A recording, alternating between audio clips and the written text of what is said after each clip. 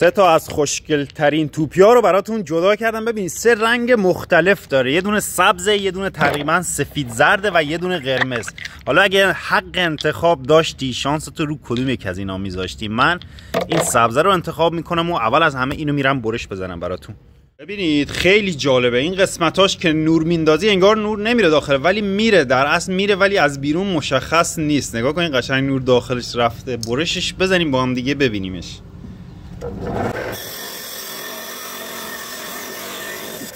ببینید رفقا این سنگا توی مسیر رودخونه پیدا نمیشه، اینا بین سنگای آذرین و آتش فشانی پیدا میشه و باید حفاری کنی.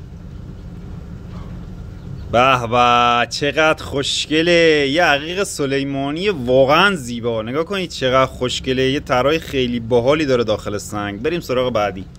سنگ بعدی که برداریم سنگ سفید رنگ باشه. این یکی رو برداریم، شانس کدومتون بود؟ اینم باید خیلی داخلش جذاب باشه. این سنگ قبل از برش شاید ارزش خاصی نداشته باشه، در حد 20-30 هزار تومان قیمتش باشه، ولی خب برشش میزنیم اون وقت بهتون میگم که چقدر میتونه بیارزه.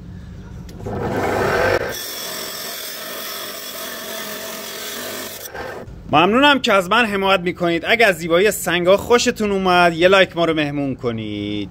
جی جی جی جی ای جان ای جان، فقط ببین چه خوشگله این سلیمانی. قیمتش هم بهتون بگم 200 هزار تومان ارزش داره این سنگ، چون فکر کنم یه 3 تا نگین 4 اسلایس میده به ما که بتونیم باش گردنبند درست کنیم.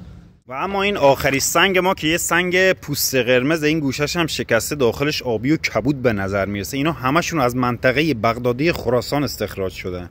اگه بخوایم این دفعه این سنگ رو به درازا برش بزنیم احتمال داره ارزشش کم بشه، پس میایم و به صورت گردبر اون قسمت بالاشو اینجا برش میزنیم که حداقل بشه 2-3 تا نگین ازش در بیاری.